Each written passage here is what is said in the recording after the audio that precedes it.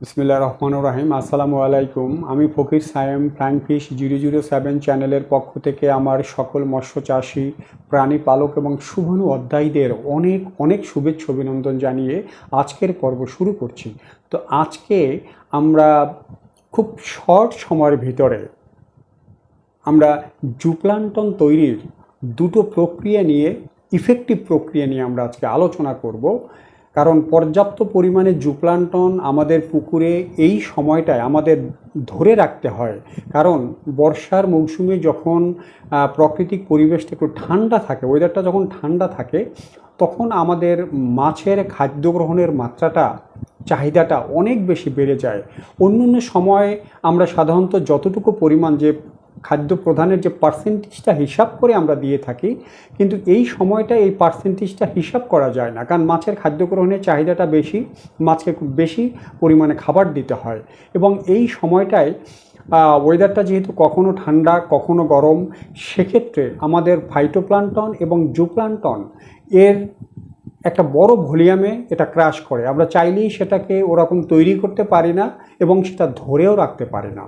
কিন্তু আজকে যে প্রক্রিয়াটা নিয়ে আপনাদের সাথে দুটো প্রক্রিয়া নিয়ে আলোচনা করব, এখানে পর্যাপ্ত পরিমাণে জুপ্লান্টন আমাদের পুকুরে তৈরি হবে এবং সেটাকে আমরা কি খাদ্য দিয়ে কিভাবে ধরে রাখবো সেই বিষয়টি নিয়ে আপনাদের সাথে আমি আজকে আলোচনা করব। এই পদ্ধতিটা অনুসরণ করলে আপনারা জুপ্লান্টনকে বাঁচিয়ে রাখতে পারবেন ফাইটোপ্লাঙ্কটন ছাড়াই। তো সেটা হলো প্রথম পদ্ধতি, যে আমরা যদি প্রতি শতকে 200 গ্রাম করে ব্র্যানের 10 ভাগের 1 ভাগ মোলাসেস এবং মোলাসেসের 10 ভাগের 1 ভাগ হলো ইস্ট। এখন আপনার পুকুরটা যত শতক, এই হিসাব করে অত শতক পরিমাণে ব্র্যান, ইস্ট এবং মোলাসেস আপনি নিয়ে নিলেন। কিছুটা কুসুম গরম পানি, অর্থাৎ যে গরম পানিতে আপনি আঙুলটা চুবিয়ে রাখলে গরম অনুভব হবে কিন্তু আঙুলটা পুড়ে যাবে না। কারণ বেশি গরম পানিতে ইস্ট দিলে এটা যেহেতু একটা জীবন্ত ব্যাকটেরিয়া, সে ব্যাকটেরিয়াটা মারা যায়। সেজন্য কুসুম গরম পানিতে এটাকে লাইভ করার জন্য আমাদের দিতে হয়। তো সেই কুসুম গরম পানির সাথে কিছুটা পরিমাণে মোলাসেস অথবা সাদা চিনি, সেটা নিয়ে আপনি ইস্টটাকে এখানে দিয়ে একটু নাড়া দিয়ে রেখে দিলেন। 4 থেকে 5 মিনিট পরেই দেখবেন যে এটা ফুলে উঠেছে, একটা ফ্যানার মতো হয়ে ফুলে উঠেছে, মানে এটা লাইভ হয়েছে, মানে ওখানে যে যে ব্যাকটেরিয়াগুলো থাকে সেগুলো জীবন্ত হয়ে গেল।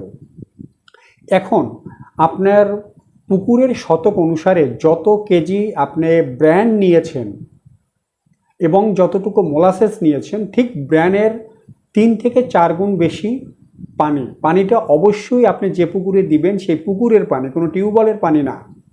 তো এই পানিটা নিয়ে তার ভিতরে ইস্টটাকে, ওই মোলাসেসটাকে মিক্স করে, এই যে লাইভ করা ইস্ট এবং মোলাসেস যেটা লাইভ করে রেখেছেন সেটা এর ভিতরে ঢেলে দিয়ে ভালো করে ঘেটে এর মুখটাকে বন্ধ করে রাখতে হবে 24 ঘন্টার জন্য।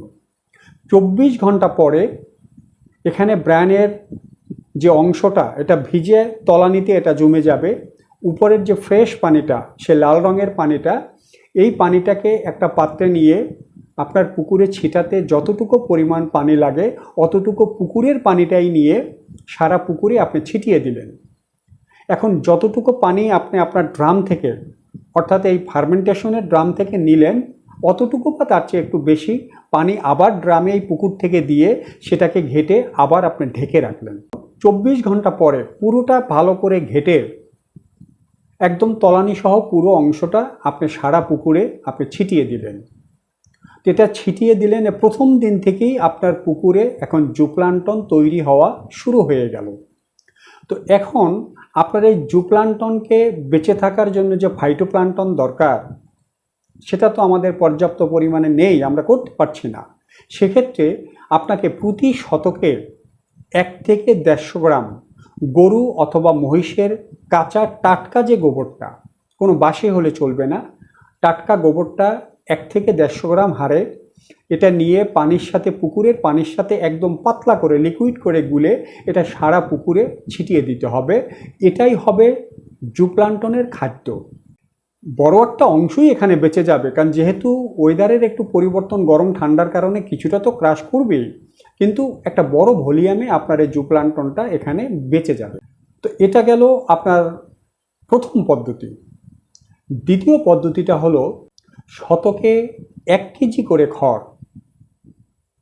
এখন আপনার যত শতক জায়গা অত শতক খড় আপনি একটু পানিতে চুবন দিয়ে ভিজিয়ে সারা পুকুরে এটাকে ছিটিয়ে দিলেন, সরিয়ে দিলেন। তো এই খড়টা পানিতে মেশার 1 থেকে 1.5 ঘন্টা পরেই দেখবেন এর থেকে একটা লাল নির্যাস বেরোচ্ছে। এই নির্যাসটা থেকেই আপনার জুপ্লান্টন তৈরি হওয়া এখানে শুরু হয়ে গেল। কয়েক ঘন্টা পরে এর সাথে তৈরি হবে মাছের যথেষ্ট আমিষ সমৃদ্ধ একটা খাদ্য পেরিফাইটন, এবং যখন একটু পচা শুরু করবে তখন সেখান থেকে যথেষ্ট পরিমাণে ফাইটোপ্লাঙ্কটন তৈরি হবে এবং জুপ্লাঙ্কটন তৈরি হবে। এর সাথে আরেকটা উপাদান যেটা হবে সেটা হলো, যখন এই খড়টা একটু ভিজবে বা পচা শুরু করবে তখন এখানে এসে মশা বাসা বাঁধবে, মশা এখানে ডিম পারবে, সেখান থেকে এর বাচ্চা ফুটে যথেষ্ট পরিমাণ লার্ভা মানে মাছের একটা খাদ্য এখান থেকে তৈরি হবে। এবং এই খড়টা পচার পরে এটা তো যথেষ্ট পরিমাণে উন্নত মানের একটা জৈব সারে পরিণত হবেই, বরং এখান থেকে আপনার একটা উন্নত মানের প্রিবায়োটিক পুকুরে তৈরি হয়ে যাবে। তো আপনি এখান থেকে প্রিবায়োটিকটা পেয়ে গেলেন, উন্নত মানের জৈব সার পেয়ে গেলেন, এবং ফাইটোপ্লাঙ্কটন জুপ্লাঙ্কটন দুটোই আপনি এই খড়ের মাধ্যমে এখানে আপনি পেয়ে গেলেন। তো এখন আমরা এই বর্ষার সময় বৃষ্টির সাথে যেহেতু যথেষ্ট পরিমাণ নাইট্রোজেন, অর্থাৎ আমরা যে সাদা সারটা তো নাইট্রোজেনের ঘাটতিটা পূরণ করার জন্য পুকুরে আমরা প্রয়োগ করে থাকি, এই নাইট্রোজেনটা কিন্তু বৃষ্টির সাথে যথেষ্ট পরিমাণে আমাদের পুকুরে চলে আসে। এজন্য এই সময়টায় আমাদের যথেষ্ট পরিমাণে ইউরিয়া সার বা সাদা সারটা প্রয়োগ না করলেও আমাদের চলে। এই সময়টায় আপনার যে মাসিক পরিচর্যাটা, অর্থাৎ মাসে যে 200 গ্রাম চুন, 200 গ্রাম লবণ বা ছাই এবং চিটাগুড় যেটাই আমরা দিতে বলি না কেন, এই ডোজটাকে আরেকটু বাড়াতে হবে, অর্থাৎ 200 গ্রামের জায়গায় 300 গ্রাম এরকম একটা পরিমাণে বাড়াতে হবে। এটা বাড়ায় এই ডোজটা আপনাকে নিয়ে আসতে হবে 15 দিনে। কারণ যেহেতু এই সময়টায় বৃষ্টির সাথে আমাদের পুকুরের পানিটা অনেক পরিমাণে অ্যাসিডিক হয়ে যায়, সেটাকে আমাদের ক্ষারীয় অবস্থায় আমাদের নিয়ে আসতে হবে। এবং যে কখনো ঠান্ডা কখনো অত্যাধিক গরম, এই কারণে আমাদের পুকুরের যে ন্যাচারাল যে ইকোসিস্টেমটা, এটার ভিতর যে গড়বড়টা হচ্ছে, এ কারণেই তো আমাদের মাছে বিভিন্ন রকমের ফাঙ্গাল বা ঘা জাতীয় যে রোগগুলো আমাদের চলে এসছে। তা এটাকে ঠিক রাখার জন্য আমাদের এই ডোজটাকে 15 দিনে নিয়ে আসতে হবে। কিন্তু যখন আমরা 15 দিনে নিয়ে আসব, তখন কিন্তু আমাদের পর্যাপ্ত পরিমাণে প্রাকৃতিক খাদ্য চাইলেও আমরা উৎপাদন করতে পারবো না। কারণ আমরা যখন চুন লবণের ডোজটা আমরা দেব, তখন প্রাকৃতিক খাদ্যের কিছুটা ঘাটতি সেখানে দেখা দেবে।